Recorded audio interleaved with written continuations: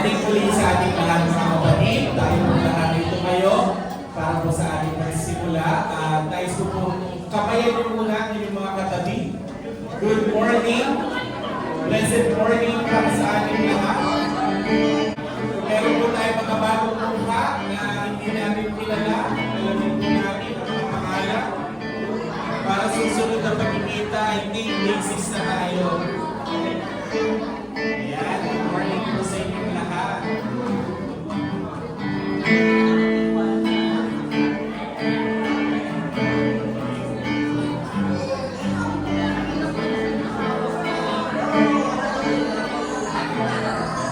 Isang malamig na umaga dito sa ating gawain kahit medyo nagsisimula ng uminit sa labas dahil nagsasummer na. Pero ngayon ay bawi natin ang init ng pagmamahal ng ating Panginoon. Amen? So our Lord is a consuming fire. Kaya dapat tayo ay mag-init sa ating pananampalataya sa ating Panginoon. Hindi ko lang selder gato na pangunahan tayo sa pagmamahal. Dakilang Diyos, ang banal kami po ay nagpapasalamat sa isa na namang pagkakataon na pinagkaroon mo sa bawat isa upang kami ay maghandog sa iyo ng aming mapuri pasasalamat pagluwalhati sa iyong dakila at makapangyarihan Panginoon. Una sa lahat naman, hihiling po namin ang iyong pagpapatawad sa lahat ng aming mga nagawang kasalanan sa isip, sa salita. Maasa po kami, Panginoon, na gagawin mo kami karapat-dapat sa aming paglapit sa iyo sa umaga nito. At inaasahan po namin, O Diyos, na Ikaw, ang iyong banal na Espiritu, ang siyang mangunguna sa amin, paglalagis sa lahat ng iyong gagamitin. Sa mga awit, manunutog, lalo higit sa lalaking itatayo mo upang magdala ng iyong mga banal na salita. Samahan mo kami, Panginoon, at nawa ay maibigay namin sa iyo ang pinakamataas na papuri, pagluwalhati. Tanggapin mo, Panginoon, ang pagpupuri ng iyong mga anak. Ito po ang aming sinasamo at hinihiling sa iyong dakila at makapangyarihang pangalan sa pangalan ng Jesus. Amen.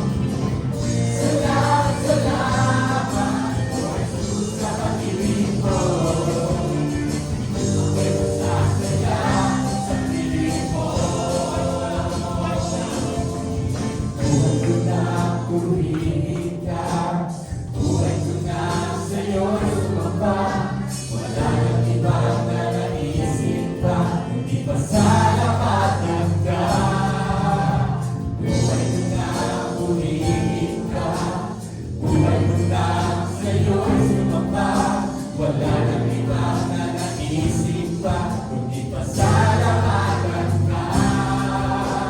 Buhay ko na, purihin ka. Buhay ko na, sa'yo lumapag. Wala nang iba na naisip pa, kundi pasalamatan ka.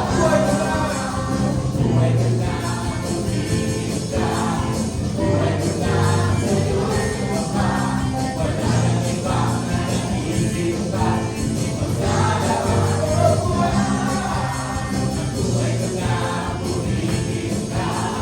Buhay ko na, sa'yo lumapag. Wala nang iba na naisip pa, kundi pasalamatan ka. Salamat, salamat, O Jesus, sa pag-ibig mo. Walang ibang nagmahal sa akin, katulad ko. Salamat, salamat, O Jesus, sa pag-ibig mo. Masasaya sa piling mo. Salamat, salamat, O Jesus, sa pag-ibig mo. Walang ibang nagmahal sa akin, katulad ko. Salamat, salamat, O Jesus, sa pag-ibig mo. Masasaya sa piling mo. Masasaya, masasaya, masasaya sa piling mo.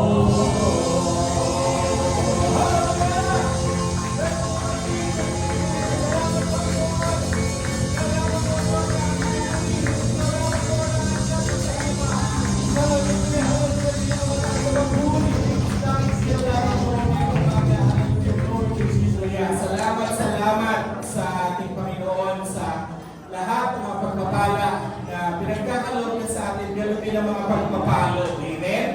Dahil sabi nga nila, walang magulang na papalo na hindi ni anak. Amen?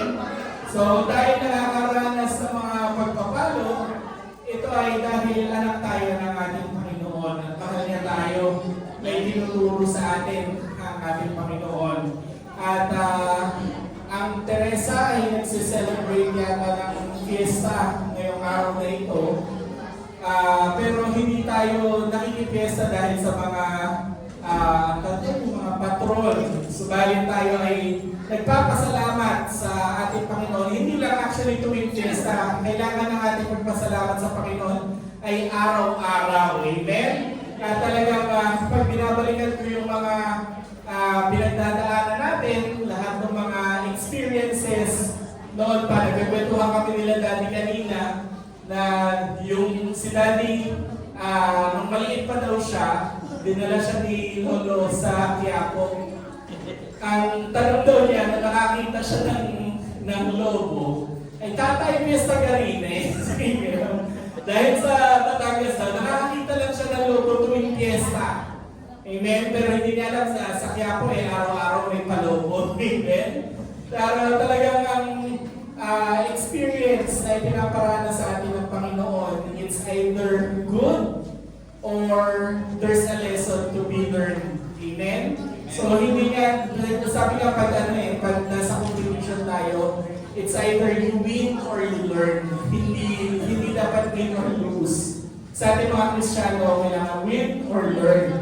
Para alam natin na ang lahat ng mga nangyayari sa atin ay may tinuturo lang ang Panginoon from that experience. At kung kayo po ay nagkaroon na rin ng chance na umakyat sa taas, nakita niyo po ba mga kapatid? May mga frame na konti na lang, may bubong na yan. Baka next week may bubong na yun. Amen? At talagang iyon ay dahil sa lahat ng blessings ng ating Panginoon. At iyon ay isang patunay na kailanman ay hindi niya tayo pinagkukulang. Amen? At ano ba? May mga announcement na tayo yun. Tuloy pa rin po ang ating ministry anniversary. That's our 10th year. And it's scheduled on May 25. So, konti na lang yun mga kapatid, March 2 na ngayon, April, May, isang buwan na lang, halos 2 buwan na lang. At para po din sa ating mga newly baptized, kayo po ay may dance number. Actually, hindi lang po kayo, lahat kayo, amen? Kasi kung hindi po kayo nagkakaroon ng chance na bisitahin ang ating YouTube page, makikita niyo po doon yung kauna-unahang, ano ba tawag natin doon? Mob dance. Ayun, mga 10 years ago, para sa hindi ko pinapanganak, 10 years ago, mga maliliit pa, may nauso na tinatawag ng mob dance. Na may isang mag-uumpisa lang, tapos hanggang sa tuloy-tuloy na. At ang endlocks po ng ating first anniversary, ay meron po tayong mob dance na, ang tawag namin ito, na dance. Every move I make, ang title nun. At na-excite po kami sa plano ng ating programa for our anniversary dahil makikita niyo po ulit yun at kayo po ay magiging bahagi na nung mob dance ngayon. Kaya na-excite po tayo at let's continue to participate sa ating Project Acts sa bahay. Ayan. So, patuloy tayo makibahagi sa kahit anong paraan. Yung coffee for a cause po natin, din yan napupunta. Yung ating mineral water, dyan doon din po yan specifically. At of course, ang lahat ng ating mga tithes and offerings ay mayroon pong pinupuntahan doon sa ating Project Acts sa bahay. At sa umaga ito ay panalangin po natin ang lahat ng ating tinawag bigay. Dakilang Diyos, maraming po salamat muli sa lahat ng blessings na ipinagkakaloob mo sa bawat isa. Salamat Panginoon sa lahat ng aming mga resources, sa aming mga trabaho, sa lahat ng mga negosyo, at lahat ng aming mga pinagkukunan, Panginoon. Maraming po salamat sa pagdaloy ng iyong biyaya. At dalangin namin Panginoon, ang lahat ng aming mga nalikom ay magamit pa sa ikalalago at ipapapalagan ng iyong mga salita. At patuloy po pong i-bless ang lahat ng mga kamay na nagbigay at ganoon din po sa lahat ng mga nagnanais, O Lord, na makapag-participate sa gawain ito ay ikaw, Panginoon, ang magbukas ng daluyan ng iyong pagpapala para po ma-experience po nila ang sarap ng pakikiisa sa ganitong gawain. At ang lahat ng ito, Panginoon, ay binabalik namin sa iyong dakila at ang pangalang Jesus. Amen and amen. At handa po ba tayo makinig sa salita ng ating Panginoon? Amen. So pakinig-silent po ang ating mga phones para wala po tayong distraction. At hinihiling ko po si Brother Dingdong na siyang magdadala ng salita ng Panginoon. Glory to God. Tayo lahat tayo tumayo. Ay manalangin. Dakilang Diyos, mapagpalang Ama, muli kami ay naririto sa iyong kanan. Umihiling, Panginoon, ang iyong paglalangis sa tao na itinayo mo po sa aming harapan. Mangusap ka sa pamamagitan niya. Ikaw po, Panginoon, ang marinig, makita sa umagang ito. Buksan mo po, Panginoon, ang aming mga pag-iisip. Alisin mo ang lahat ng mga hadlang upang maunawaan namin ng malinaw ang inyong pong mensahe sa umagang ito. Dalangin namin, Panginoon, ang iyong banal na Espiritu na siyang lumukob sa bawat isa na naririto, Panginoon, at magbukas ng aming puso, ng aming isipan. Nawa po, Panginoon, ang iyong banal na Espiritu ang siyang manguna sa amin sa nalalapit bahagi ng gawain ito. In the mighty name of Jesus Christ of Nazareth, we pray. Everybody shout, Amen. Amen. Glory to God. Hallelujah.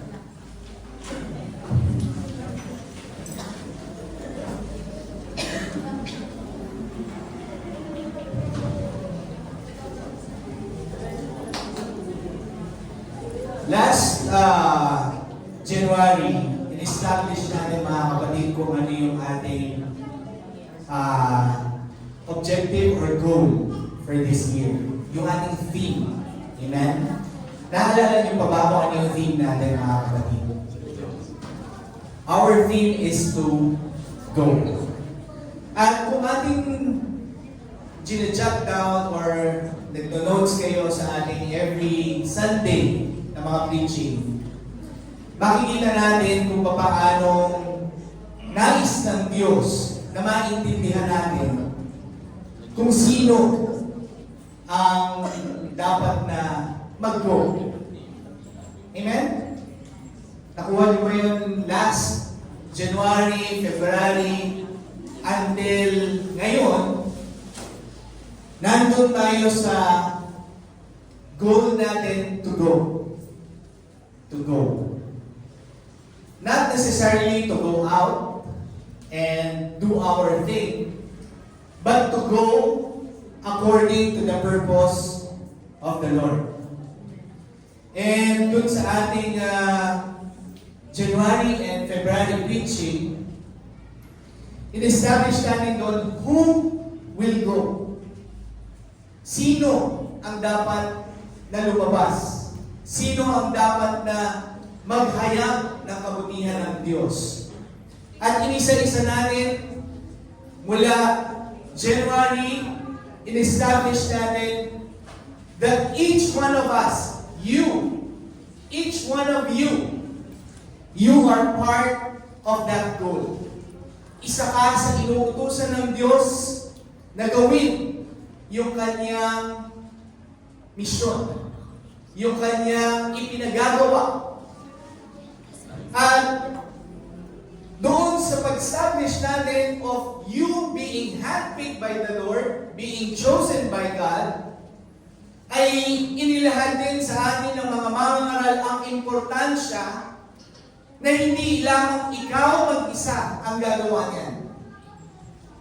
Ang unang-unang katulong natin na gagawa sa paghayag ng kabutihan ng Diyos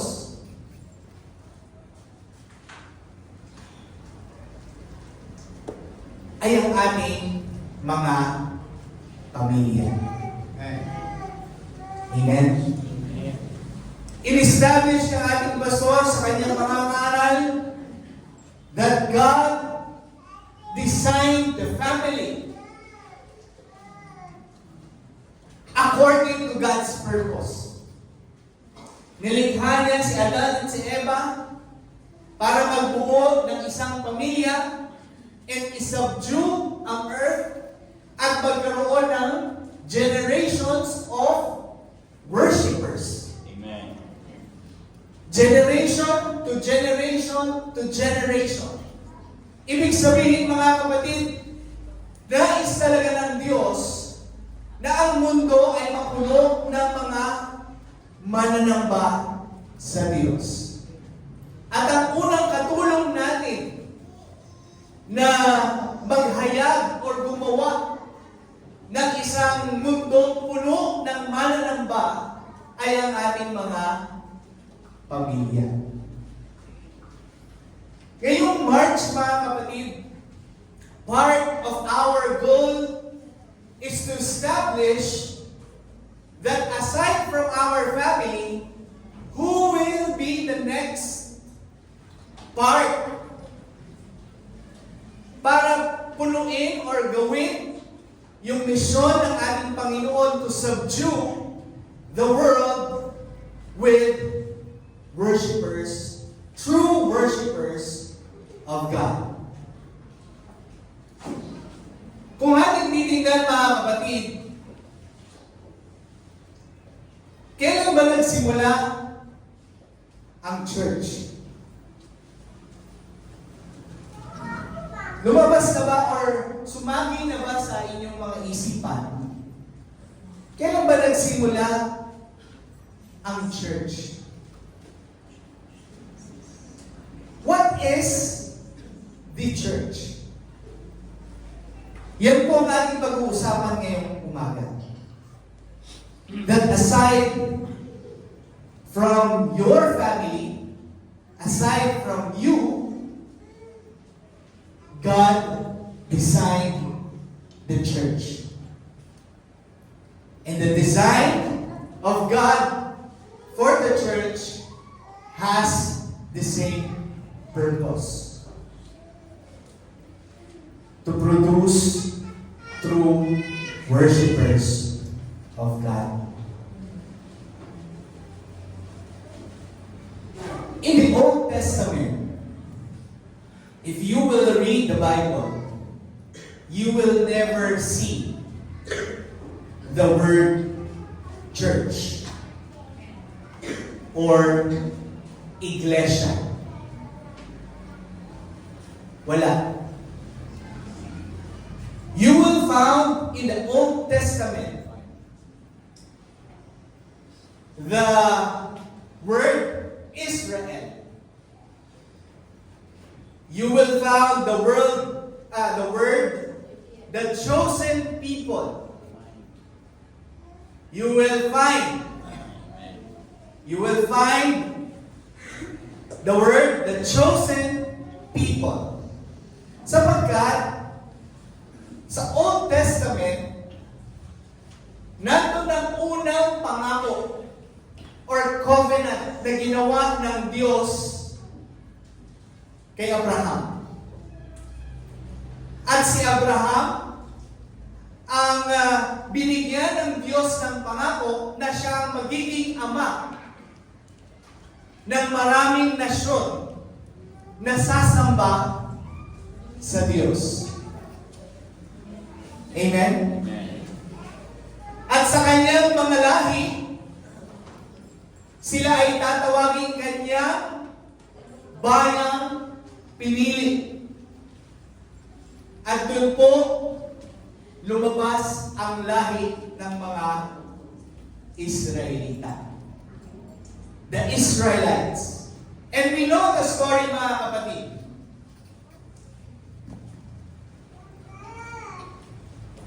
Ang Diyos ay nagnanais na ang kanyang bayan ay kumilala at sumamba sa tunay na Diyos.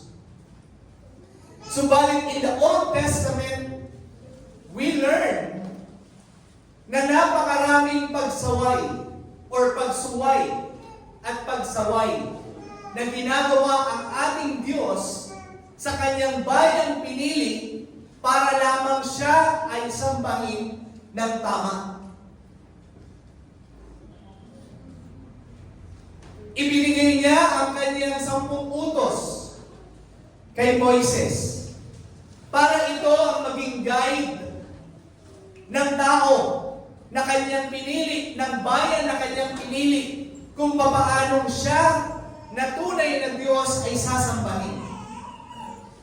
Subalit, paulit na ang Israel ay sumasamba sa ibang Diyos. Kung kayo ay sumusubaybay sa ating Bible study, from the time of Isaiah, Jeremiah, Nehemiah, Ezra, Ezekiel, and now we are in Hosea.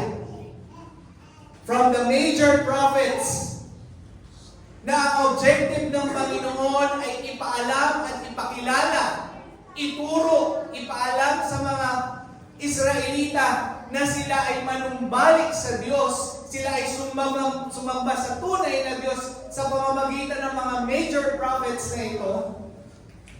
Ipinahayag sa kanila kung ano ang parusa na gagawin ng Diyos dahil sa kanilang paulit-ulit na pagsamba sa mga Diyos-Diyosan. At alam natin, mga kapatid,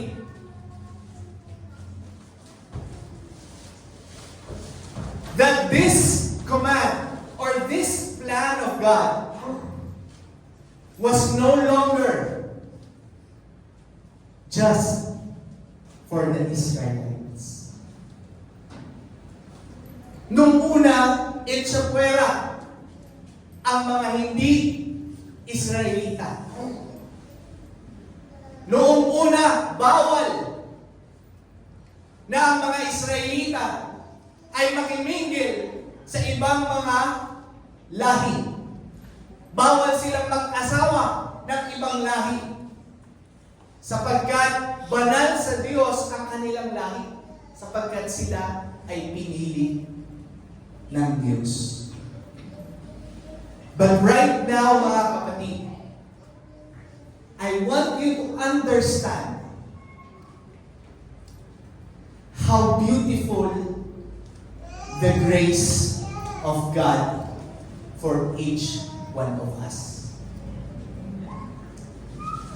Sapagkat hindi na lamang po dinisenyo ng Diyos ang kanyang pagpapala, ang kanyang biyaya sa kanyang bayang pinili. Kundi nagkaroon ng pagkakataon tayong lahat, mga kapatid, na mapabilang doon sa bayang pinili. And that is through Jesus Christ. Because of the new covenant, of the New Testament, through the name, through the person of Jesus Christ, when He became man, when God became man in the person of Jesus Christ, hindi na po nagkaroon ng pagkakataon na ang may pagkakataon lang na tawaging anak ng Diyos at pinili ng Diyos ay ang mga Israelita. That is when the church was established. Kaya ang sabi ng ating Panginoon, sabi ni Jesus kay Pedro, I will build my church. That is the first that God declared the word church. That I will build my church.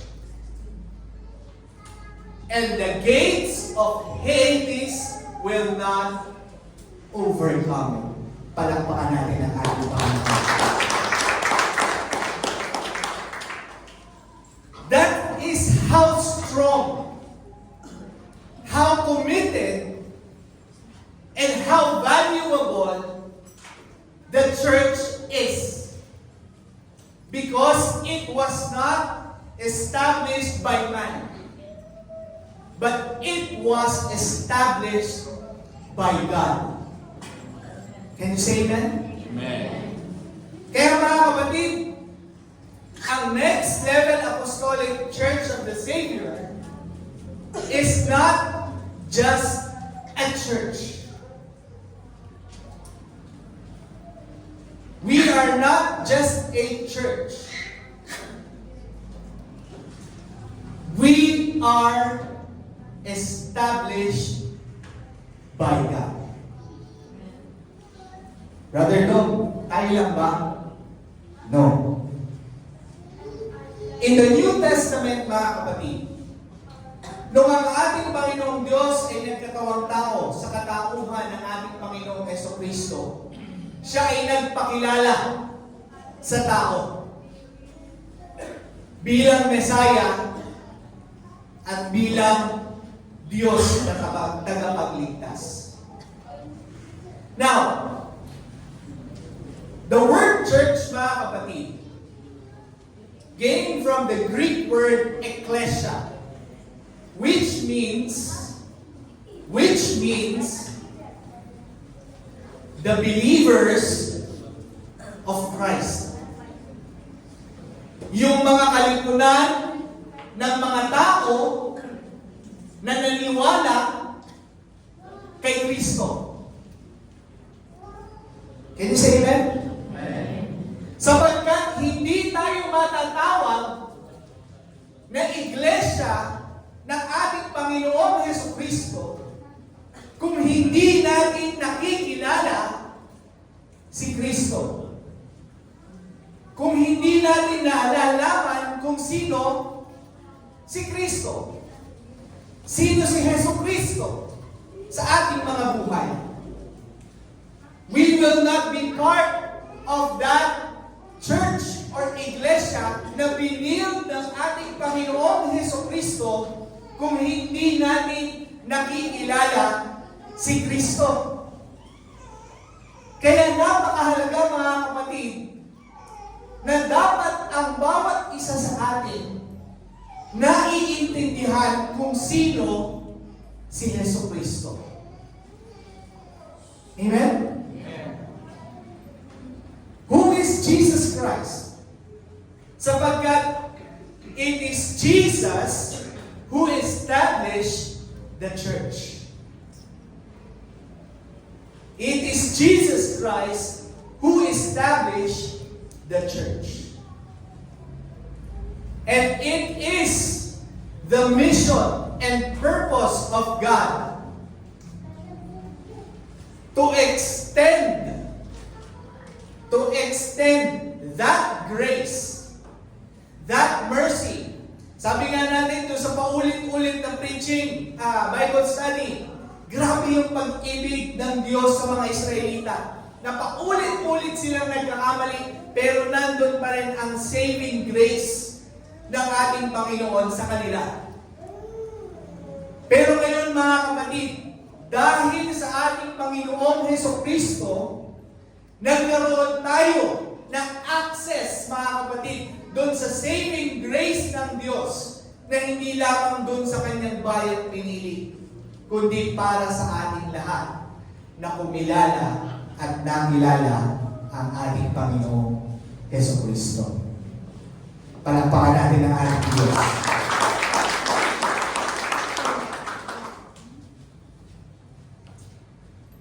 In the book of Acts, mga kapatid, if you will read it, ito po yung mga nangyari after ng ating Panginoong Diyos, ating Panginoong Jesucristo ay umakyat sa langit after His resurrection. Inutusan niya yung kanyang mga apostles. Kaya itong libro ng Book of Acts, ito po ang mga records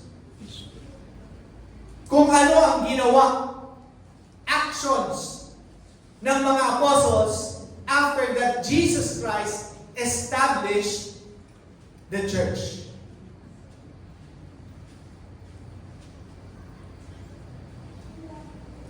Sabi sa Acts 2:47, and the Lord added to their number daily those who were being saved.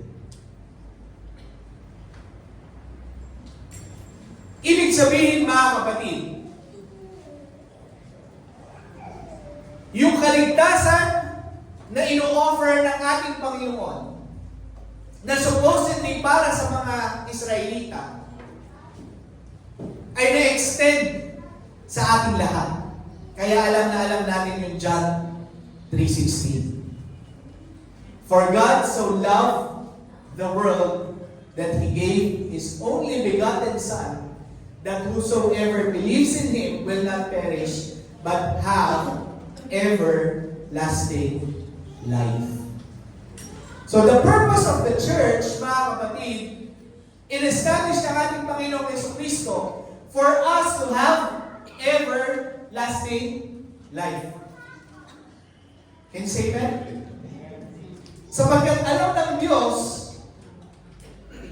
na hindi tayo sasapat at tayong lahat ay mapapahama.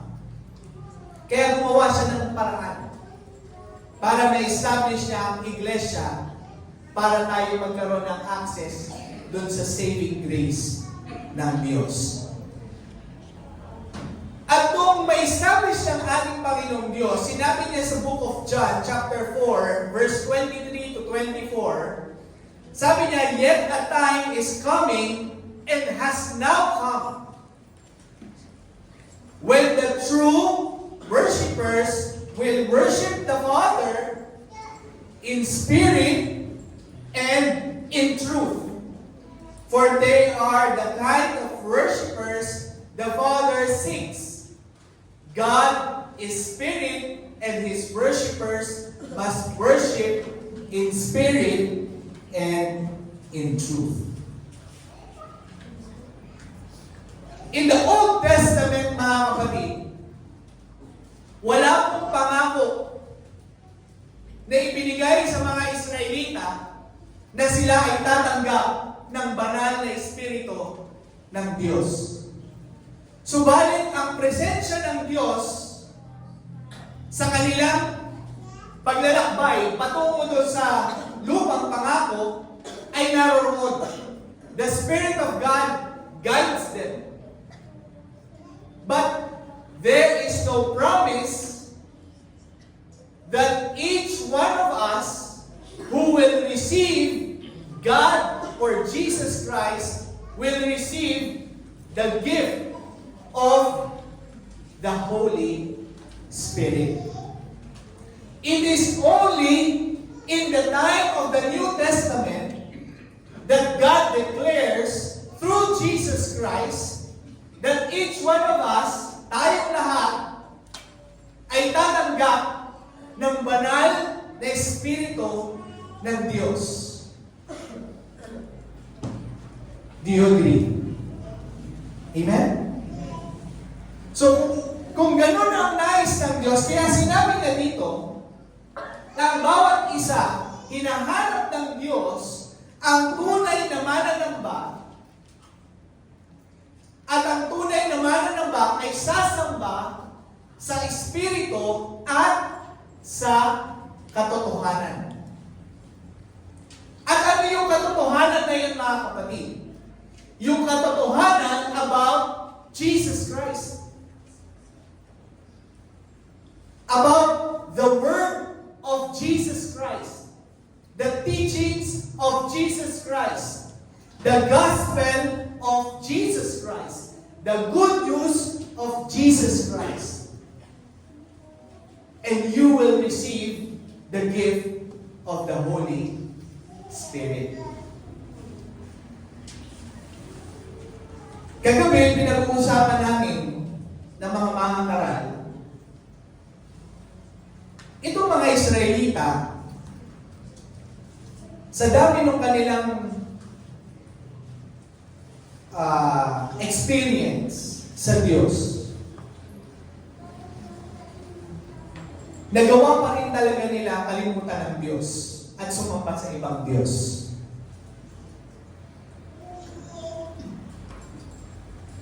From the time na kinonquer ng Babylon, from the time na kinonquer ng Assyrians, hanggang sa time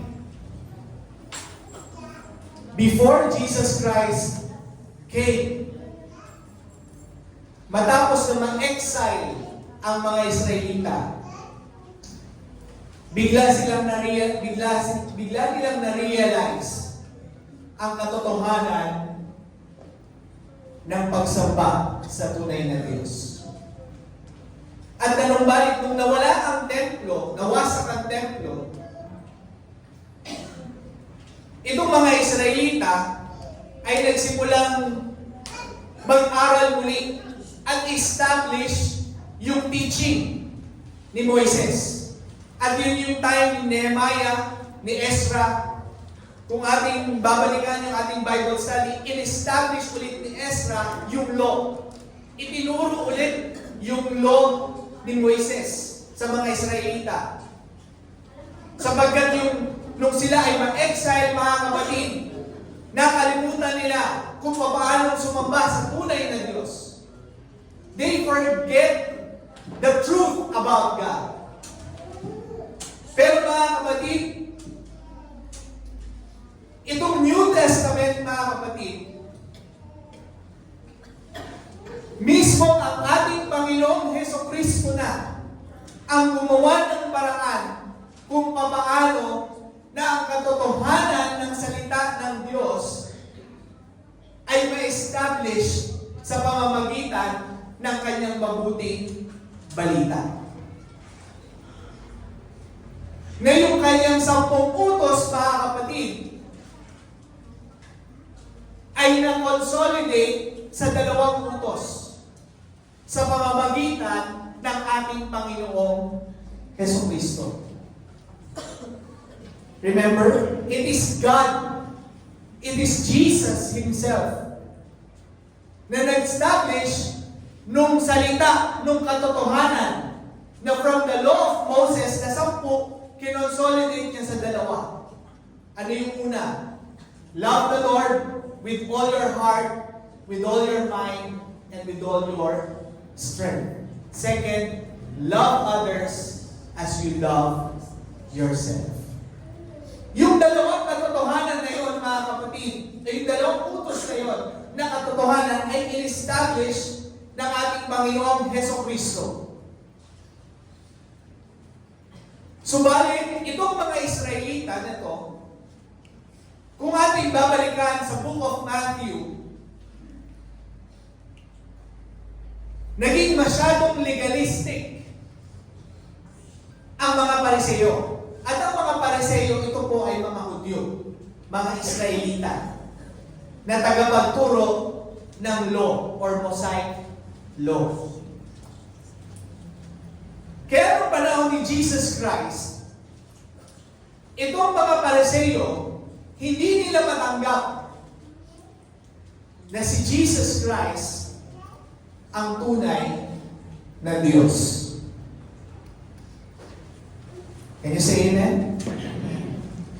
Hindi nila yun naiintindihan. Hindi nila nalalaman yung katotohanan about Jesus Christ. Kaya nga si Jesus Christ, nung dineclare niya yun, maraming mga Hudyo ang nagagalit at sinasabi na si Jesus Christ ay busog sa Diyos. Blasphemy against God. Yung sinasabi daw ni Jesus Christ of claiming that He is God. Pero alam natin mga kapatid, nung tinawag niya ang 12 apostles, that is when God Himself, Jesus Christ, established the truth about Him.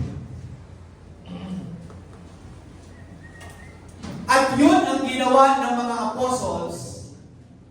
At doon nangyari na through Peter, yung susi of the kingdom of God is shared through the gospel of Christ. Amen? Now, itong iglesia na ginawa ng Diyos, hindi po ito lamang yung four corners. But it, as I mentioned, it is those who believes Jesus Christ.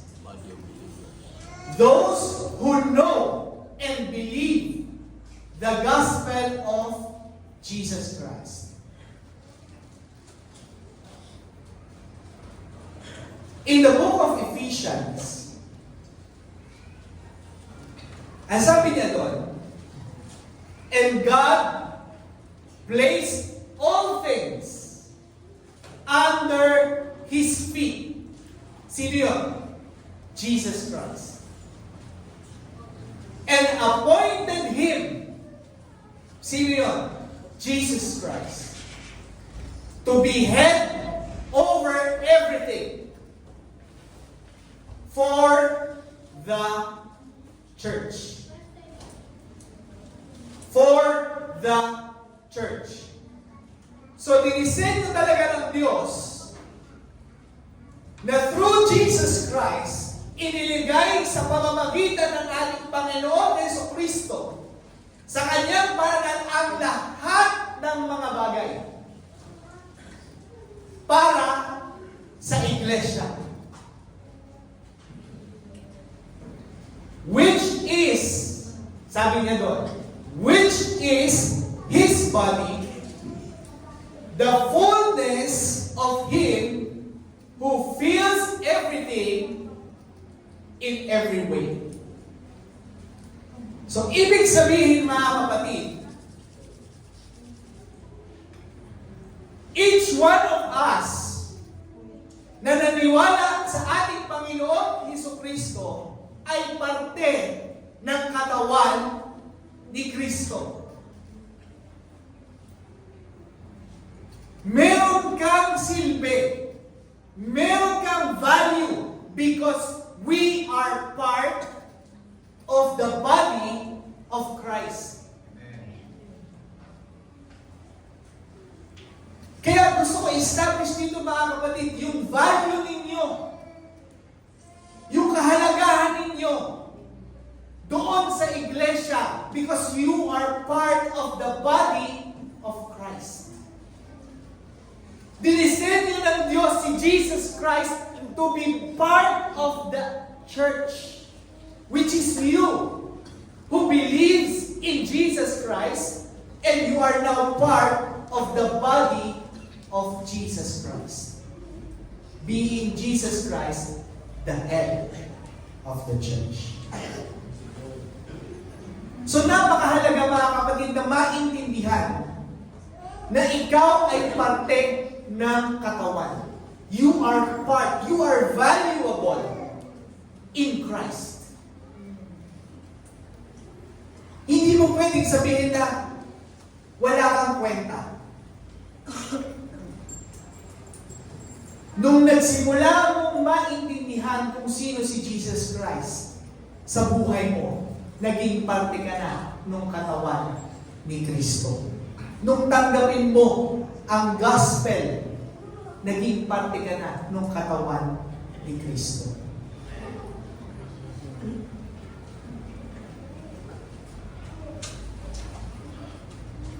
Again, the church is built in the foundation of Jesus Christ. In the book of 1 Peter chapter 2 verse 5, ganito ang sabi, you also, like living stones, are being built into a spiritual house to be a holy priesthood, offering spiritual sacrifices acceptable to God through Jesus Christ. Before, mga kapatid, sa Old Testament, yung mga priest, kapag ka sila ay nag-aalay sa Diyos, at kapag ka sila ay hindi karapat-dapat, pagpasok nila doon sa Holies of Holies, at hindi sila karapat-dapat, namamatay yung priest or yung chief priest kapag hindi siya karapat-dapat. Pero imagine ninyo mga kapatid,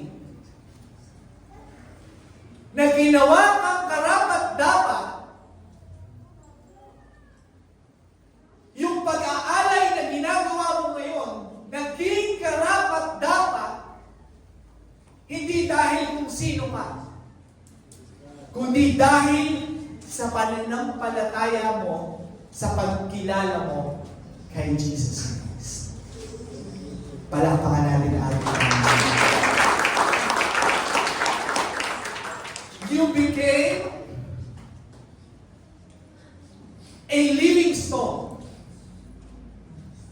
built into a spiritual house to be a holy priesthood, offering spiritual sacrifices. Kaya mga kapatid, yung ating pagsamba ay hindi na dun sa pagsamba sa pagbibigay ng mga actual na alay, ng mga hayop, ng mga dugo, ng mga ibang mga pag-aalay, kundi yung ating pag-aalay ay naging spiritual because we worship God in spirit and in truth through Jesus Christ. Spiritual yung ginagawa nating pag-aalay through Jesus Christ na pinapaging banal niya tayo, na maging karapat-dapat tayo na makapag-alay sa tunay na Diyos, sabi doon, through Jesus Christ. Palakpakan natin ang Diyos.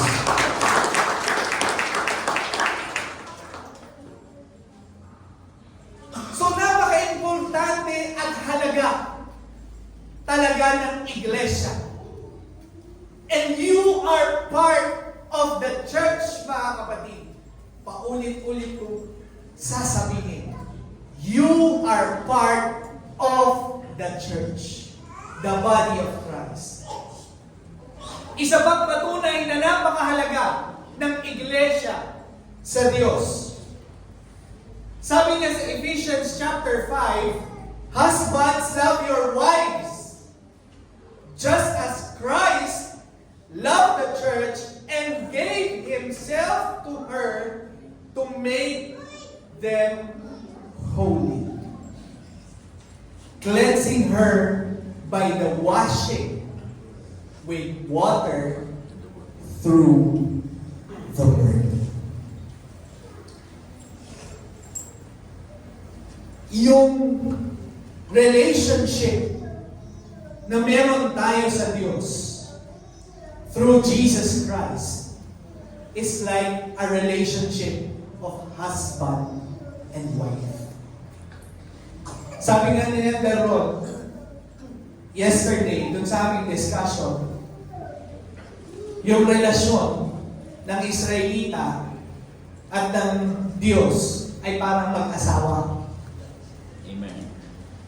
Parang mag-asawa.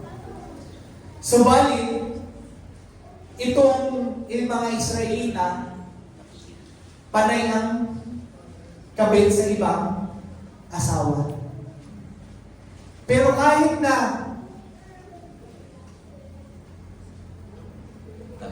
pagtataksil, kahit na anong beses ng pagtataksil nila, ganun pa rin sila iniibig ng Diyos.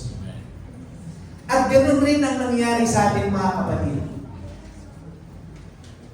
Nung tayo ay magsimulang manampalataya sa ating Panginoong Hesukristo, in-establish ng ating Panginoong Diyos yung relationship na yon, na ang iglesia ay parang asawa, katulad sa mag-asawa. Kaya sabi niya, husbands, love your wives as Christ loved the church. So naiintindihan natin mga kapatid kung gaano kahalaga ang bawat isa sa atin sa ating Panginoong Hesukristo. Na ang sabi niya, He made them holy. He makes her holy by the cleansing and washing through the water, through the word. Washing with water through the word. Ano ibig sabihin nito mga kapatid? Yung salita ng Diyos, the good news, the word mga kapatid, na ninyong narinig nung inyong sampalatayanan kung sino si Jesus Christ. At kayo ay nabautismuhan sa tubig, ito yung ginawang paraan ng Diyos para tayo luminis. At yung kalinisang yun mga kapatid, sobrang halaga sa Diyos na ikaw ay tinuturing niyang isang asawa. Like a bride. So ang iglesia mga kapatid, matapos na establish ng Diyos yung kanyang objective to fill the earth with true worshipers of God, nag-fail doon sa time ng Old Testament mga kapatid. And the Lord saw that there's no chance na ito ay mangyari. Kaya in-establish niya ang iglesia ng ating Panginoong Hesukristo.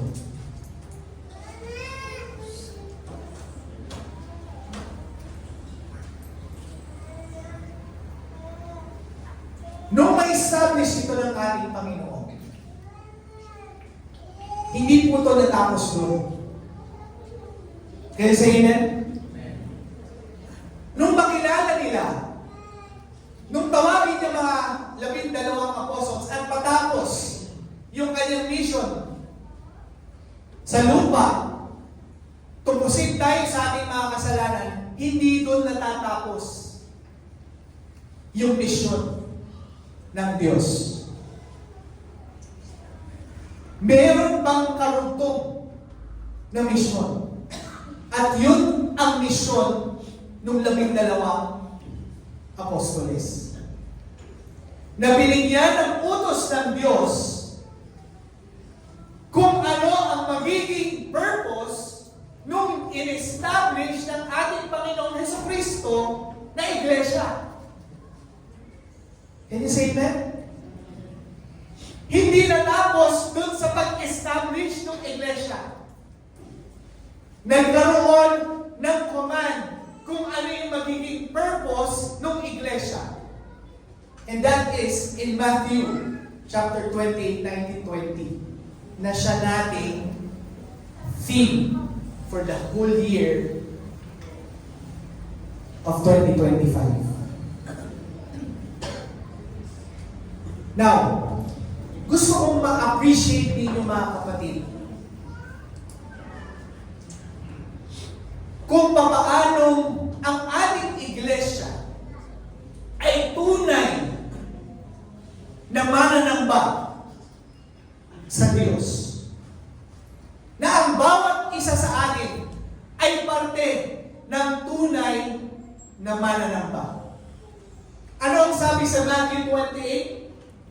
Go and make disciples of all nations, baptizing them in the name of the Father, and of the Son, and of the Holy Spirit, and teaching them to obey everything I have commanded you, and surely I am with you always to the very end of the age.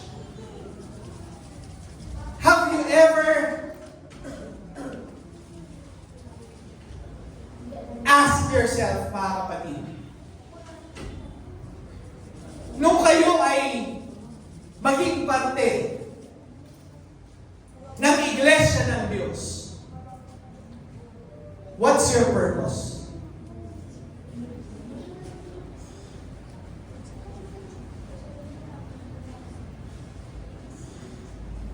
Pumunta sa church, maupo, makinig, umuwi. Pumunta ng linggo, mag-praise and worship, makinig, umuwi. Yun ba ang purpose natin, mga kapatid? That is not the purpose of God for the church.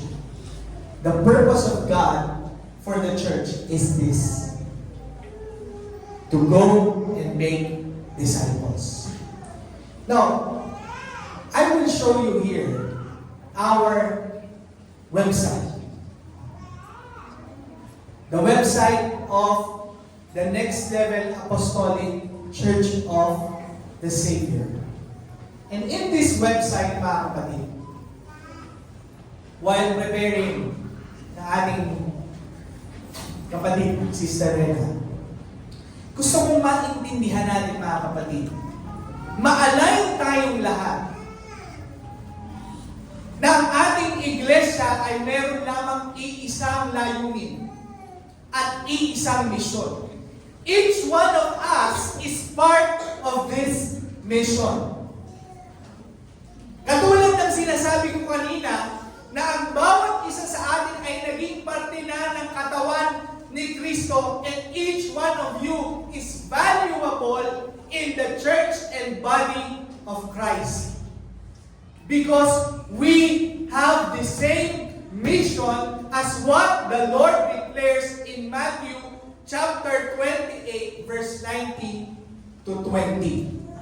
Ano ang sabi dito sa ating mission?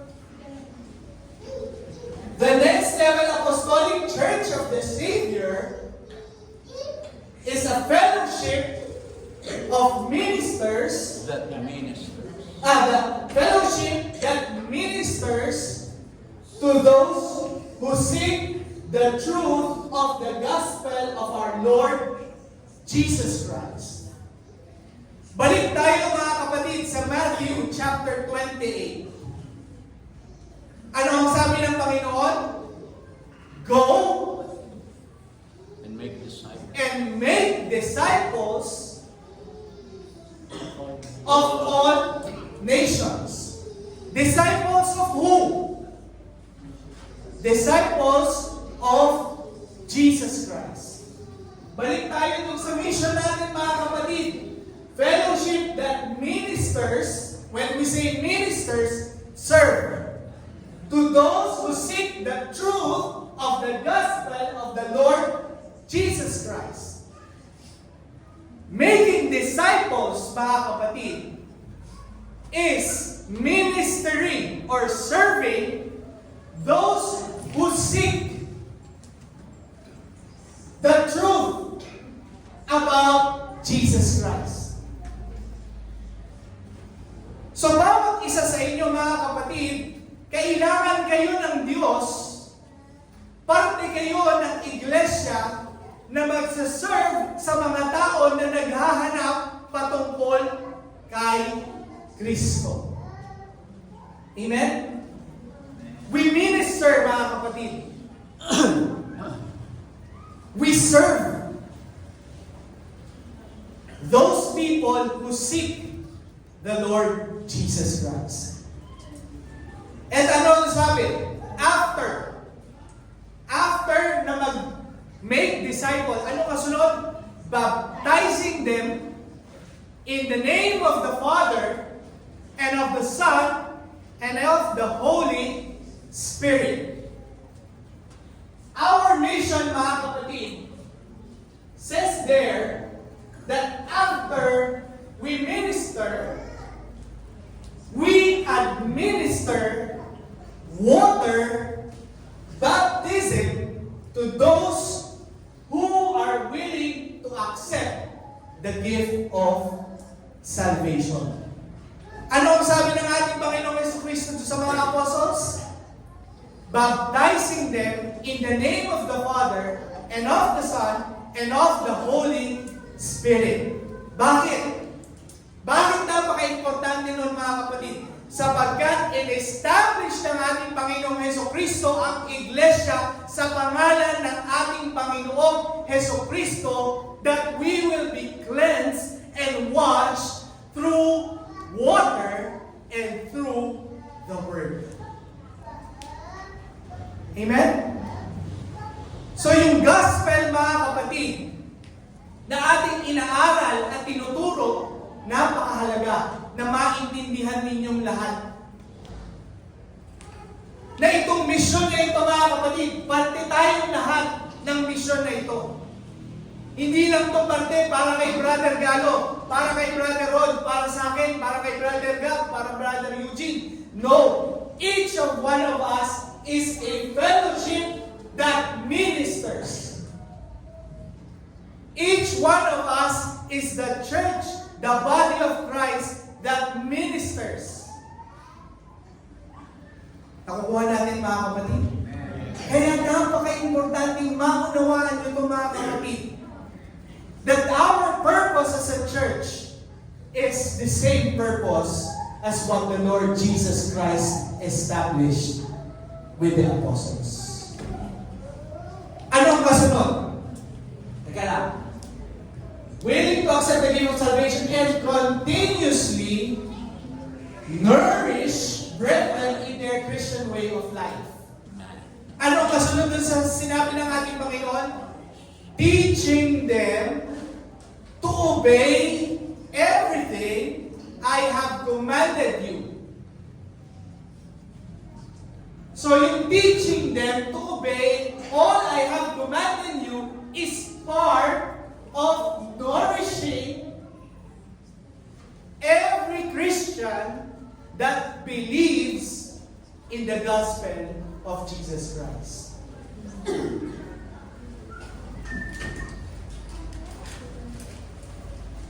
Ang sabi ng ating Panginoon,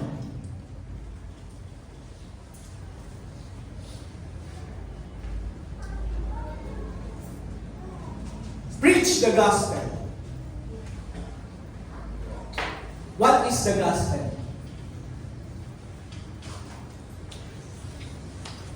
Taas ang kamay. Sino nakakaintindi? What is the gospel? Amen. So marami pa sa atin hindi naiintindihan ano ba talaga yung gospel.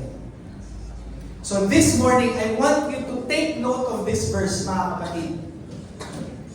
This verse is the gospel of Jesus Christ. 1 Corinthians chapter 15.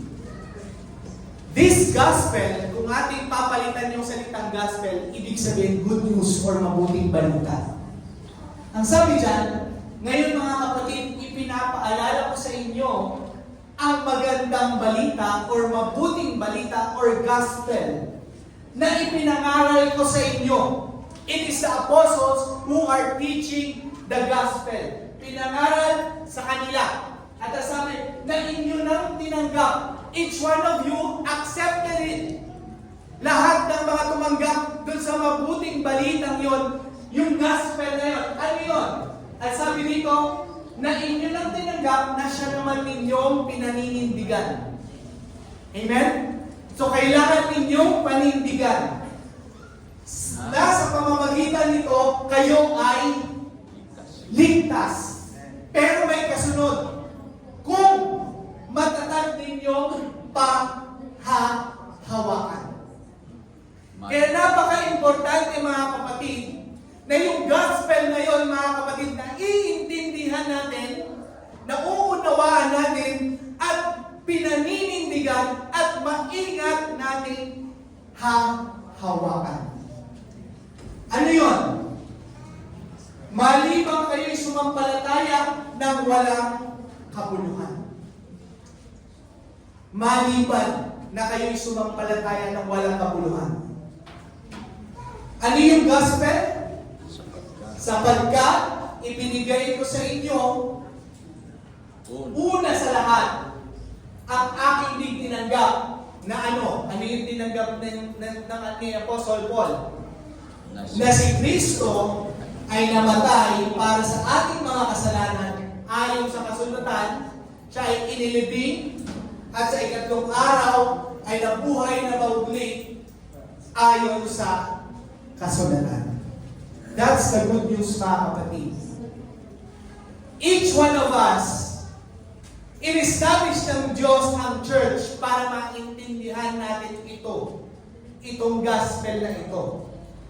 At yung gospel na ito, mga kapatid, ito dapat yung ating pinaninindigan at pinanghahawakan.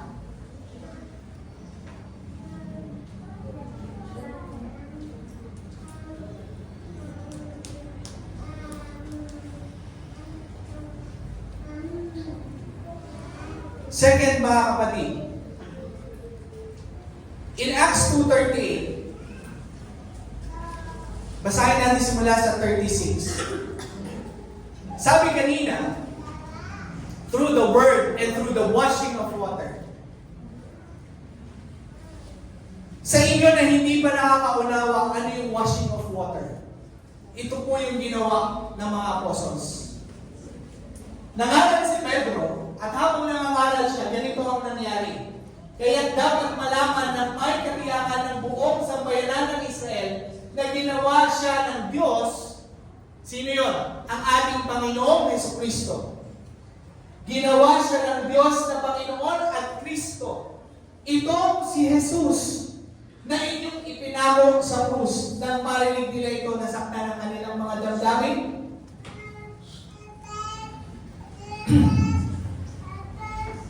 At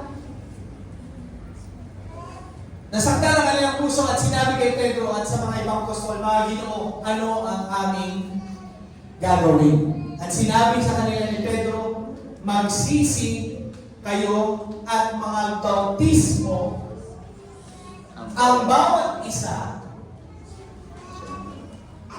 sa pangalan ni Jesu Cristo.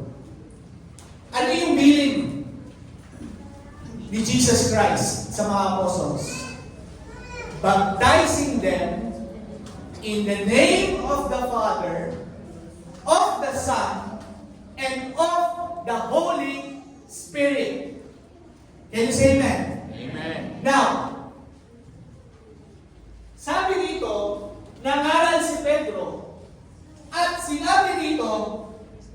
si Jesus Christ na ginawa siya ng Diyos na Panginoon at Kristo. Panginoon at Kristo. Itong si Jesus na ipinako sa krus. Katulad ng sinasabi kanina, yung importansya ng baptizing in the name of the Father, of the Son, and of the Holy Spirit is very important. Kaya ito mga kapatid, nung ginawa nila, pinakilala nila muna ulit ano yung pangalan na nilikha ng Diyos, in-establish ng Diyos para sa iglesia. Para ang iglesia ay malinis sa pamamagitan ng gospel at ng tubig. Sa pamamagitan ng pangalan Hesu Kristo. Kaya mga kapatid, kanina sinabi natin, gusto ko sa inyong maintindihan ninyo mga kapatid na maraming mga ngaral ngayon ang nagsasabi na hindi na importante ang bautismo. Maniwala ka lang. Manalangin ka lang. Maliligtas ka na. It is not according to what the Lord established through Jesus Christ. Amen. Can you say amen? Kaya kung maninindigan ka mga kapatid, kung maninindigan tayo, ikaw na parte ng katawan ni Kristo, hindi mo pwedeng sabihin or hindi ka pwedeng pumayag na walang bautismo sa pangalan ng ating Panginoong Hesu Kristo. Amen. Sapagkat dyan mismo sabi, ginawa siya ng Diyos na Panginoon at Kristo. Para saan? Para nga sa iglesia. Para tayong lahat ay malinis sa tubig at sa salita. Yung mabuting balita na ginawa ng ating Panginoong Jesucristo in 1 Corinthians. Mawawalang saysay mga kapatid. Yung balita at yung pangalan doon sa inutos ng Diyos na bautismuhan niyo sila sa pangalan ng Ama, ng Anak at ng Espiritu Santo. Kung sasabihin lang na tanggapin mo lang at manampalataya ka lang, without baptism, you can have salvation. Parte tayong lahat nito mga kapatid, kaya gusto kong maintindihan nyo ito mga kapatid. That this mission is very important and critical. Hindi natin ito pwedeng baliwalain. And aside from that, yung nourishment. Balik tayo dun sa 1 Corinthians. Sa Matthew 28. Sabi sa Matthew 28, teaching them to obey everything I have commanded you. Kung gaano kahalaga ang pangangaral ng gospel, kung gaano kahalaga ang bautismo, ganun din kahalaga ang nourishing, mga kapatid. Nourishment. And yung nourishment, mga kapatid, is part of the mission of the church. And you are part of the nourishing of the brethren in the church.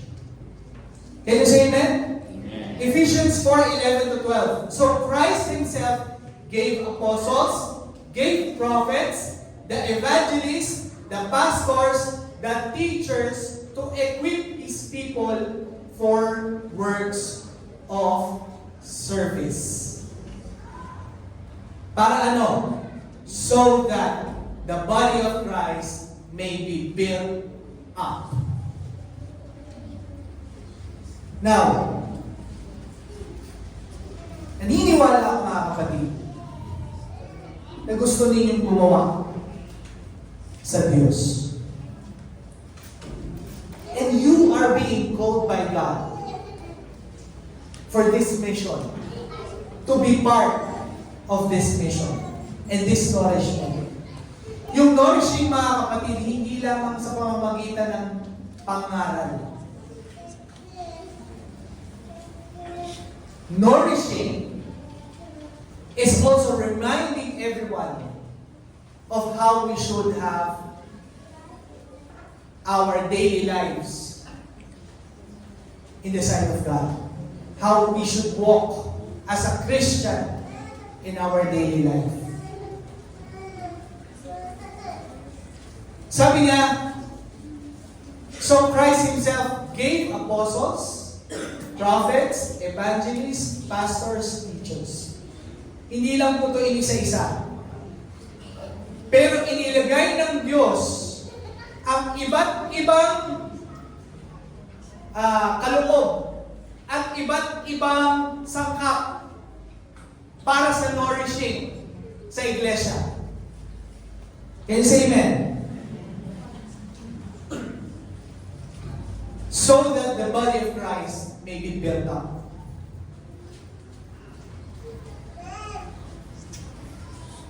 Excited tayo mga kapatid. Super excited tayo sa ating second floor.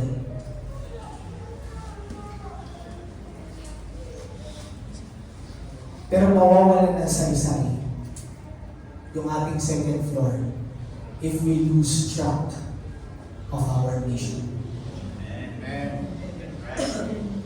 If we don't understand that you are part of this mission. If you don't accept sa sarili mo na parte ka ng mission ng Diyos sa iglesia. Kaya this morning, mga kapatid, please remember NLAC's mission. Our mission, our church mission is man. First, M. Minister. Minister. Minister to those who seek the gospel. Second, A. Administer baptism. Importante yan mga kapatid. Huwag kayong ma-lost track or sway na hindi kailangan ng baptismo. Many people or many preachers avoid this teaching. Why? Because many people are afraid to accept baptism. Mas madali kasi magpataas ng kamay at sumunod sa panalangin, now you're born again. Kaysa yung ready ka na bang tanggapin ng Panginoon sa biyang tagapagligtas at tanggapin ang bautismo sa tubig sa pangalan ng ating Panginoong Kristo. Minsan, doon nagdo-double mind or doon nagdadalawang isip yung tao. Babautismo ako. Pero, huwag po kayong matakot. At gusto ko pong establish ngayong umaga na we are in the truth. Kayo po ang makakapagpatunay. Wala po akong binanggit na hindi po nakasulat at ginawa ng mga apostles na ating ginagawa ngayon. Na ating ipinapangaral pa rin ngayon. Amen. Kung ano yung ipinangaral nila, siya rin natin pinapangaral ngayon. Wala po dapat nag-iiba doon. Right. Sapagkat hindi nag-iba yung gospel simula pa ng panahon ng ating Panginoong Yesu Cristo. That's right. He established the church. God Himself established the church through Jesus Christ. And God seeks the true worshipers who will worship God in spirit and in truth. Tayong lahat ay tumayo. Glory to Jesus. Pagpasalamat natin sa Panginoon.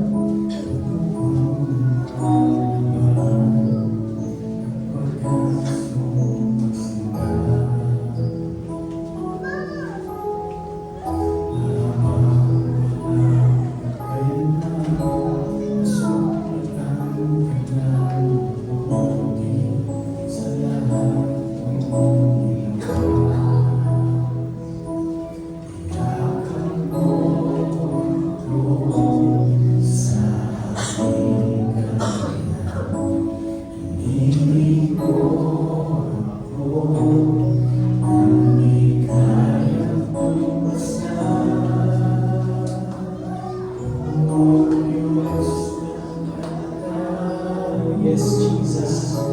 Thank you, Lord. Thank you, Jesus. Thank you for extending, for establishing, Panginoon, the church through you, Lord, for us to be saved, O God. Salamat, Panginoon. At natagpuan kita, Panginoon. Salamat, Panginoon. Pinaalam mo ang katotohanan sa iyong salita.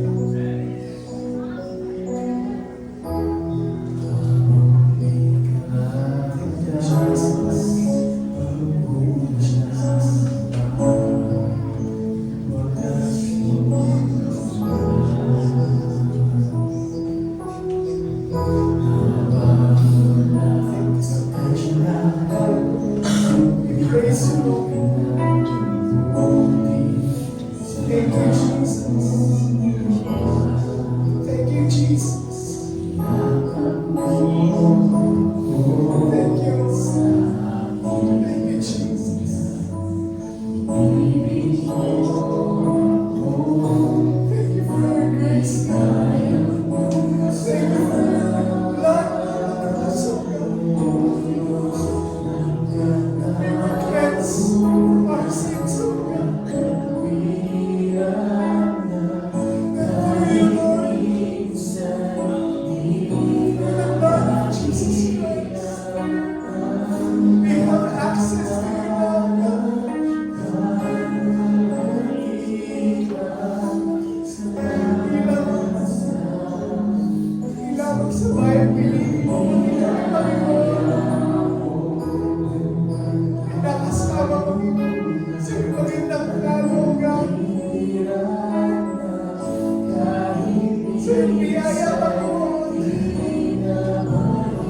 Maraming salamat,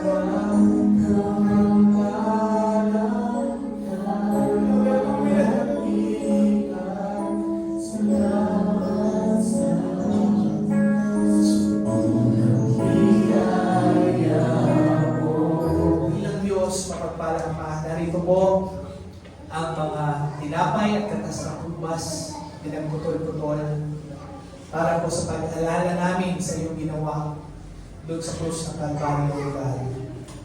Bless this, Panginoon, na ito ay maging blessing sa bawat isa sa amin na tatanggap nito, Panginoon, at hindi maging sumpa. In the mighty name of Jesus Christ of Nazareth, we pray. Amen. I received from the Lord what I also delivered to you, that the Lord Jesus, on the night when He was betrayed, took bread, and when He had given thanks, He broke it and said, "This is my body, which is for you. Do this in remembrance of me. Tanggapin po natin, kainin natin ng tinapay. In the same way, also he took the cup after supper, saying, "This cup is the new covenant in my blood. Do this as often as you drink it in remembrance of me." Panginoon, purihin ka sa iyong mga salita. Maraming salamat, Panginoon, at pinaninawa mo na ikaw ang may disenyo ng iglesia. At alam namin, naunawaan namin ang iyong dakilang purpose kung bakit mo ito ginawa. Maraming salamat. At ito, Panginoon, ay pinahayag mo sa amin ang katotohanan ng iyong salita at ang katotohanan ng aming kong purpose bilang bahagi ng iyong katawan. Hayaan mo, Panginoon, na ma-live out namin ang aming pong purpose na ito sa aming mga buhay. Ikaw, Panginoon, ang siyang patuloy na sumama sa amin. In the mighty name of Jesus Christ, we pray, we ask for your blessing, Panginoon, sa aming pagtatapos. In Jesus' name, amen.